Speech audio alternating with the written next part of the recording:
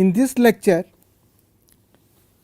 we discuss the Fourier method to find the formula for the solution of the heat equation satisfying given boundary conditions. So, again let me begin with the statement of the problem. So, this is heat equation.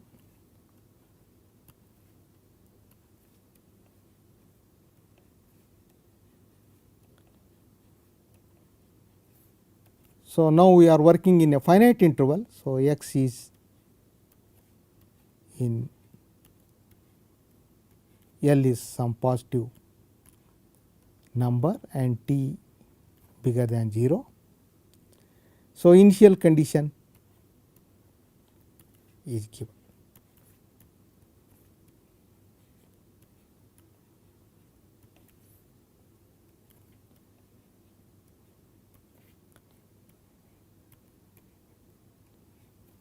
So, before prescribing the boundary conditions at x equal to 0 and x equal to L. So, let us begin with the procedure for this Fourier method or separation of variables.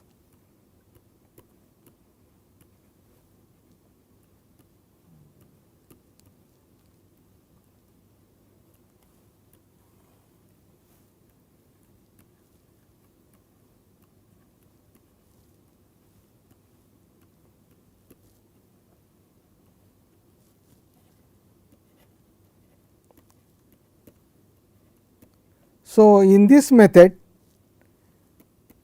the solution is sought in this form, namely x x. So, this is what we did even while obtaining the solutions for the heat equation in the entire line, entire real line. Okay, this is what we started with. Then you plug in this expression in the heat equation and you obtain T prime by a square T is equal to x prime by x, and again as we discussed there, this is a function of t only and this is a function of x only, it must be a constant.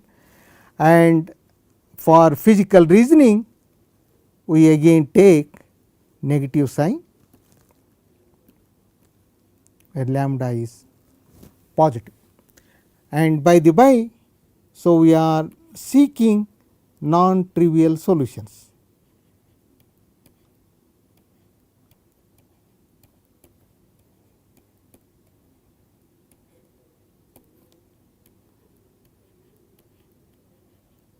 So, that means this both the functions are not identically 0, but then this is just a 0 solution and it may not satisfy the initial condition. So, whatever boundary conditions we put at x equal to 0 and x equal to L, they transform into boundary conditions for the function x. Okay. So, if we take positive sign, again let me repeat that, if we take positive sign, that produces an exponentially growing t which is physically not acceptable. So, we reject that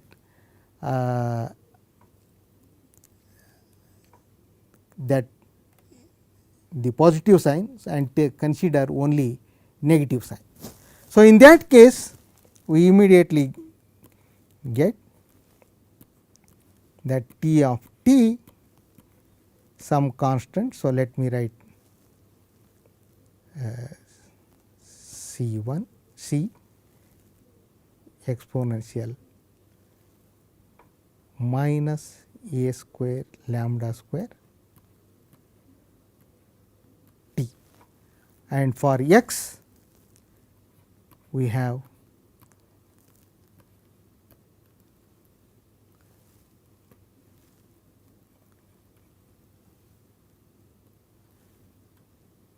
so these will be the common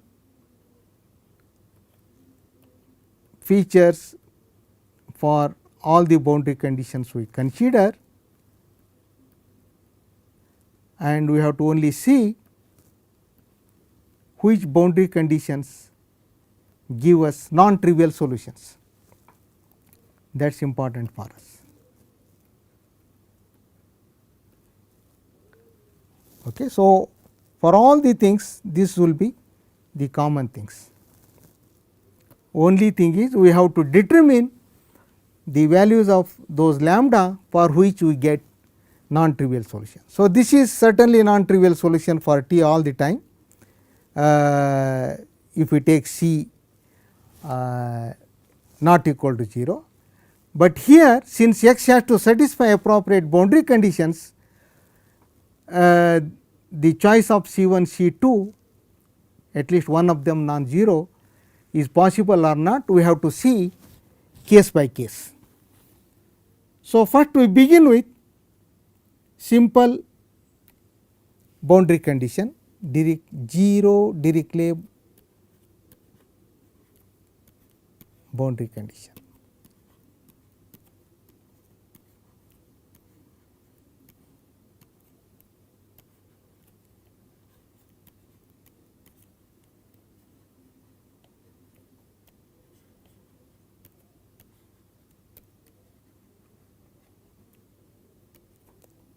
Namely u of 0 t is equal to u of L t is 0 for all t positive. So, let us begin with this boundary condition, and these two boundary conditions transform into the boundary condition for x. So, we get x 0 equal to x L equal to 0. So, if you put, so remember, just let me write that x x is C1 x, C1 cos lambda x and C2 sin lambda x. So, if I put x equal to 0, cos is 1, sin is 0, that implies C1 is 0. So, x 0 equal to 0 implies C1 equal to 0, and then x x becomes just C2 sin lambda x. The other boundary condition, namely x L equal to 0, implies C2 sin lambda L is 0. So, if you take C2 equal to 0, then x is identically 0, we are not interested in the trivial solution. So, for C2 non-zero,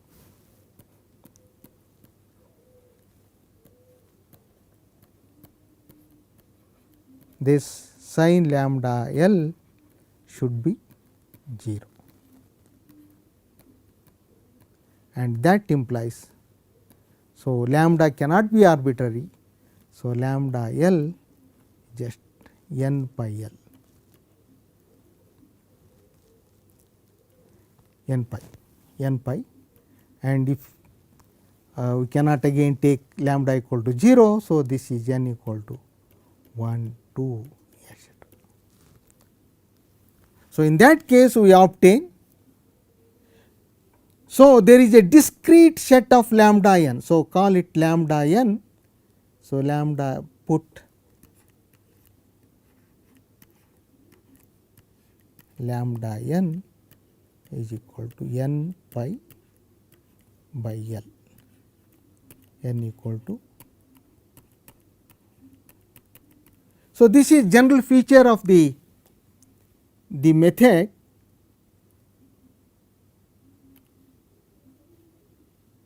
So, this, in order to find the non-trivial solutions, the lambdas will form only a discrete set, and in this particular example we have seen that discrete set is given by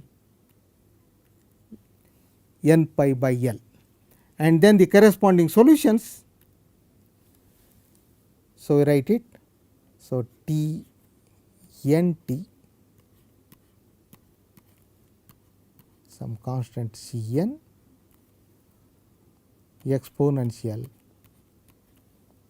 minus n square pi square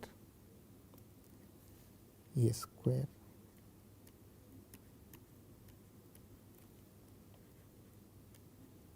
t by L square and x n x. So, since we are multiplying t and x, so that constant will not write here. So, we will just write simply sin n pi by L x. So, again by linear superposition principle, so we obtain a solution. This is formally. So, just sum them. U x t is equal to summation n equal to 0 to infinity, n equal to 1 to infinity, not 0,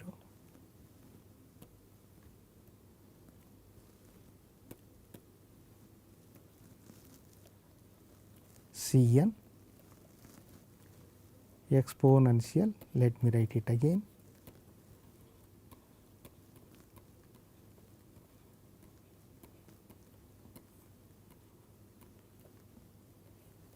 sin n pi by L x.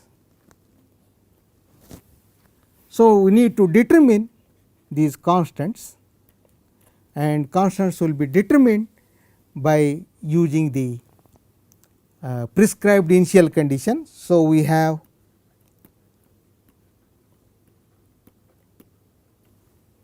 g of x is equal to u x 0.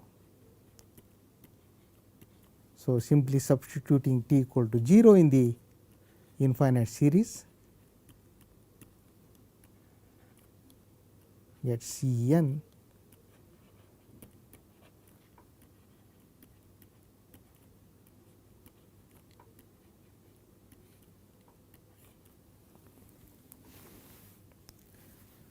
So, this means the requirement on G is that it is expressed as a Fourier sine series which is convergent at all the points in that interval 0 n, and this is provided by the Dirichlet theorem in the theory of Fourier series. So, we take minimum requirement on G, namely, so if G 0 is equal to G L equal to 0. So, if G vanishes at the end points and G is C 1 except at a finite number of points. So, more precisely we can take piecewise C 1.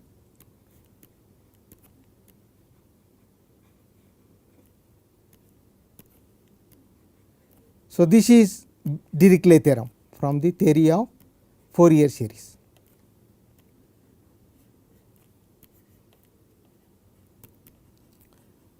So, then G is expressed as Fourier sine series, and the series is convergent to Gx. So, in general Fourier series you can always form, but that may not converge to the function. So, there are some conditions required, and Dirichlet theorem provides these are sufficient conditions for the convergence of this infinite series, sine series, where Gn are the Fourier coefficients of G, where Gn 2 by L 0 to L Gx sine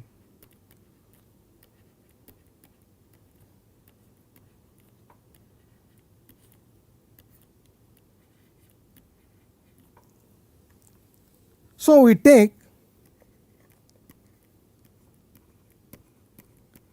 Cn equal to Gn, and with this hypothesis on G, then finally we obtain the solution. So, therefore,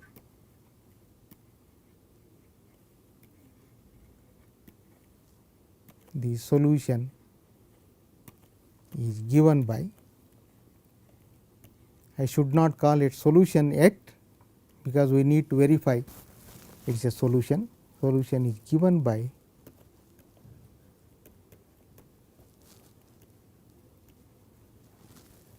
u of x t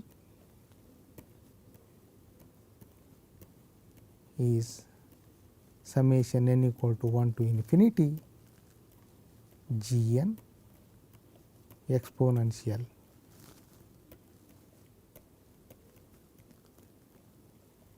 n square pi square a square t by L square sin n pi by L x,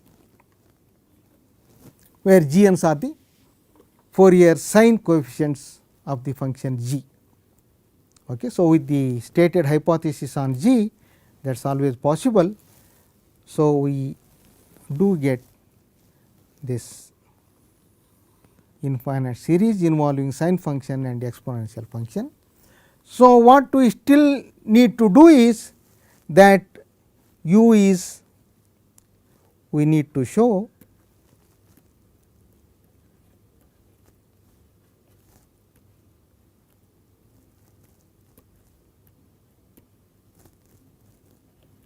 u is u t u x x exist and are continuous.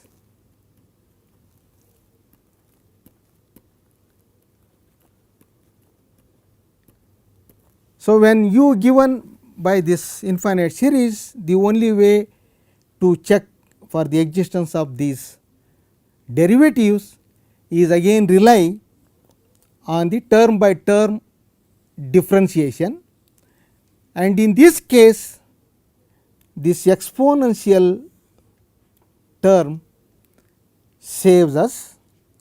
So, there is absolutely no difficulty in differentiating this infinite series term by term, both with respect to t as well as with respect to x, and the reason for that is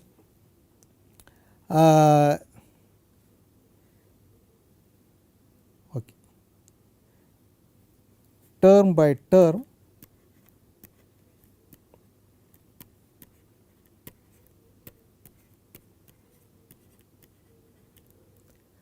differentiation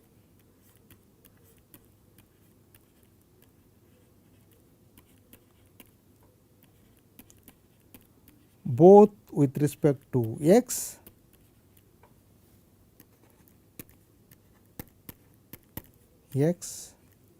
and t is possible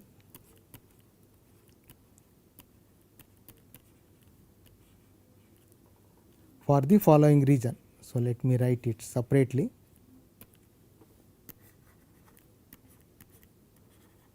So, once we see in one particular case, so if you just remember that, so it smoothly goes through in other cases also.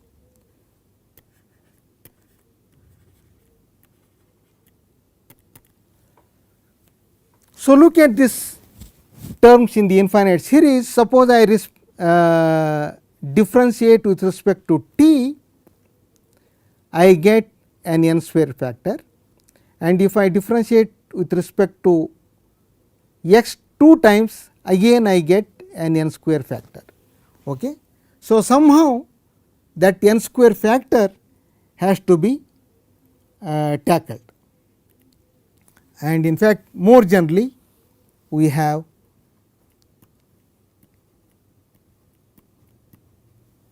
n to the k exponential minus n square pi square a square t. So, you consider this sequence as n varies is bounded for any t.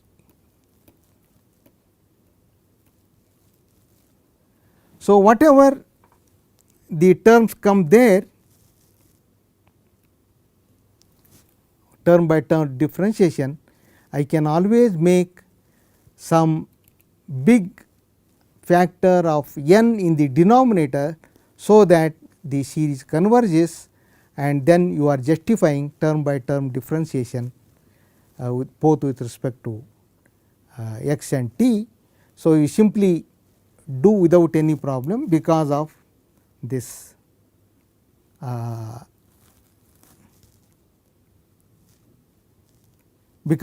observation, and once we do term by term differentiation, so we already seen that this is solution of the heat equation. So, if you do one differentiation with respect to what t one time and differentiation of the sine term 2 times. So, each of these terms satisfy heat equation, so is the sum. So, there is absolutely no problem in doing term by term differentiation. So, therefore, u is the required. So, we already seen the uniqueness, and so this is the only solution of the problem, required solution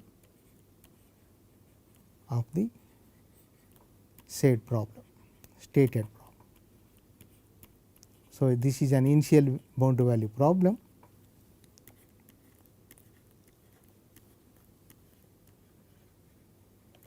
Okay. So, we took the 0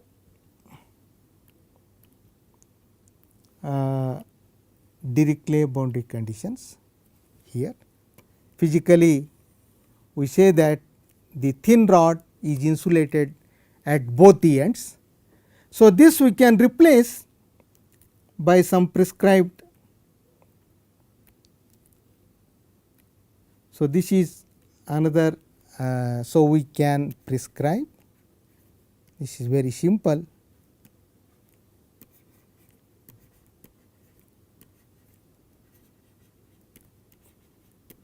The boundary conditions u0 t equal to u1 ult equal to u2. So, u1 and u2 are constants, that means the endpoints of the rod are maintained at some fixed temperature. So, this is not a difficult problem at all. What you do is, we already have the solution with 0 boundary conditions, and for that you just add one term. Okay. This requires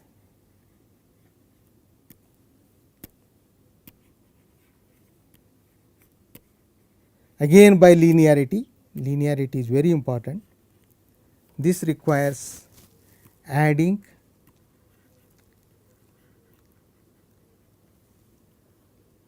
the term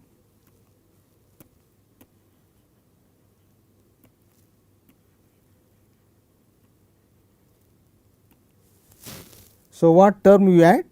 So at x equal to 0 I want it to be u1. So you add 1 x by L u1, and at L I want it to be u2. So this is just x by L u2. So this function satisfies the boundary conditions, and since it is only a function, linear function of x, so obviously it satisfies the heat equation. You just add this term to the solution, to the above solution,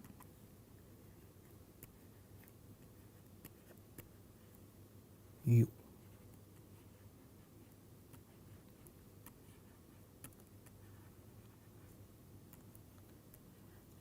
And then you get the formula for the solution of this prescribed boundary conditions may be non-zero. Okay. So this is a simple observation. So let us take one more, but in this case we will not get explicit formula for the lambda n's. So consider the boundary conditions.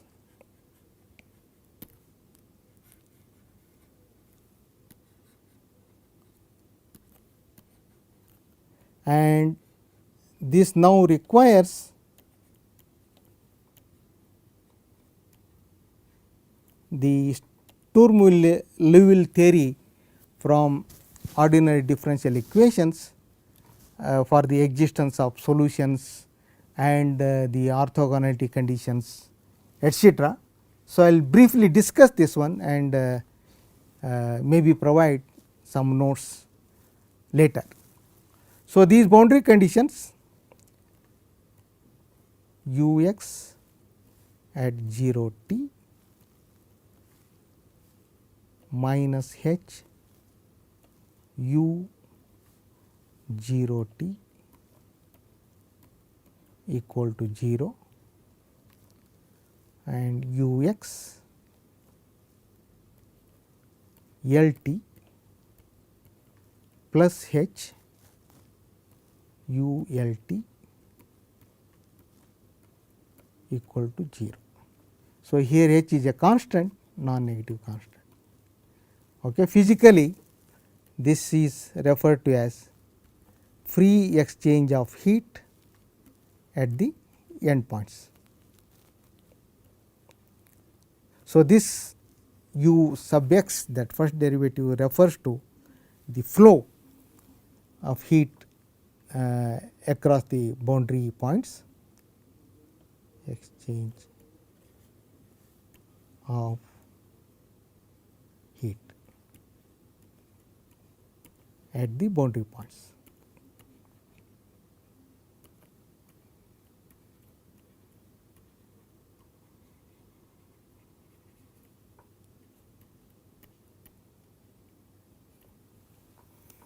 So now again recall this xs is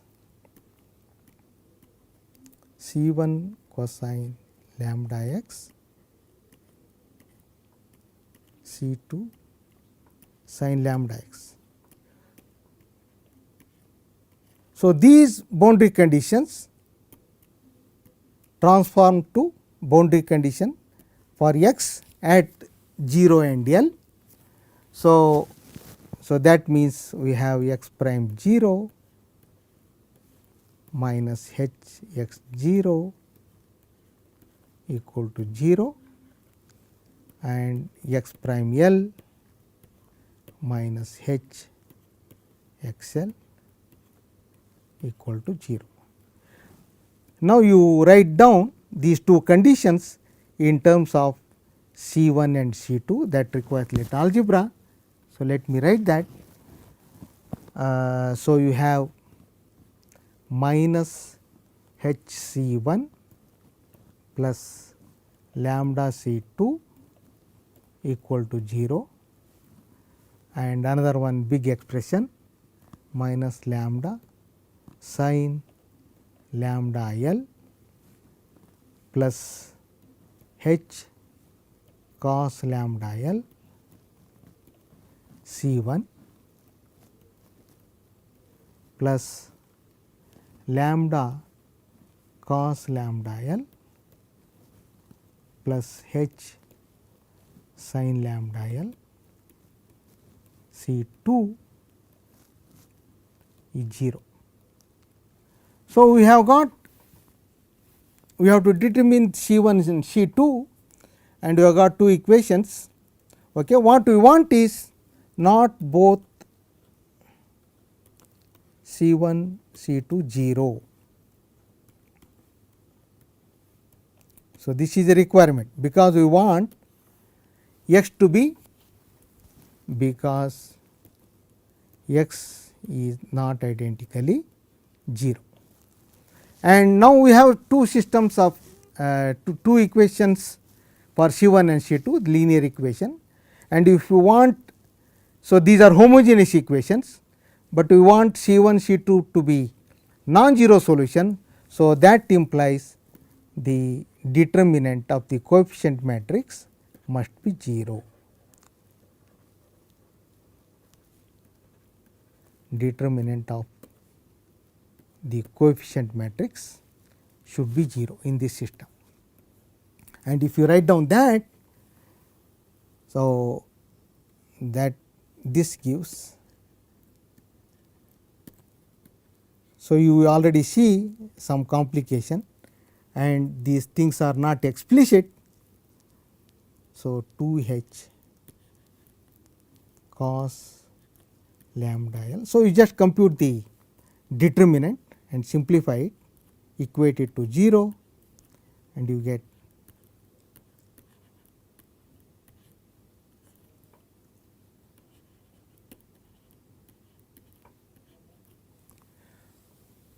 so when h is 0, it is very simple.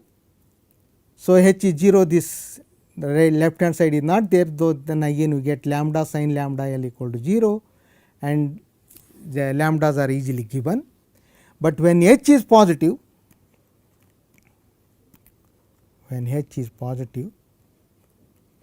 we can only show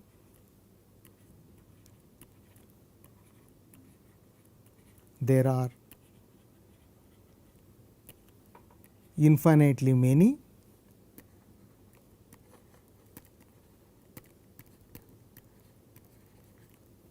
lambda n, and they tend to infinity, satisfying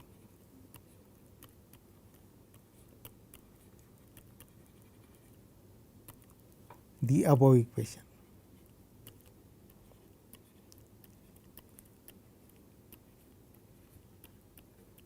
So, it is not possible to write down what exactly lambda n is, but you can geometrically show there are infinitely many lambda n, they are tending to infinity, satisfying this equation.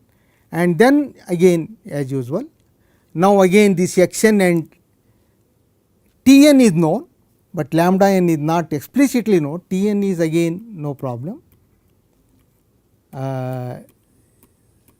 So, you call it C n exponential minus lambda n a square t by L square, maybe a pi is missing, okay. But x n is again, now it will involve both cosine lambda n x and sin lambda n, linear combination of both.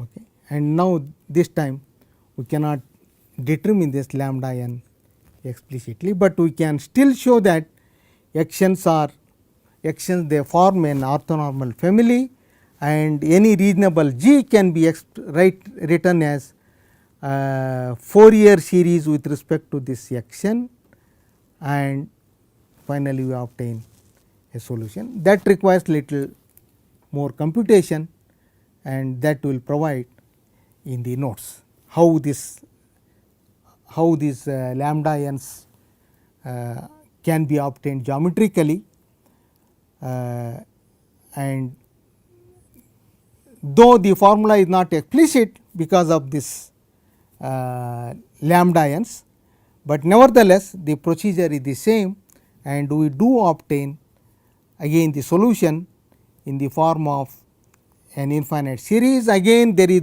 absolutely no problem with regard to verification of term by term differentiation, both with respect to both t and x variables, and we do obtain solution of the stated boundary value problem. So, with that we come to an end of this discussion on heat equation. So, whatever is missing, those things will be provided in the notes. Thank you.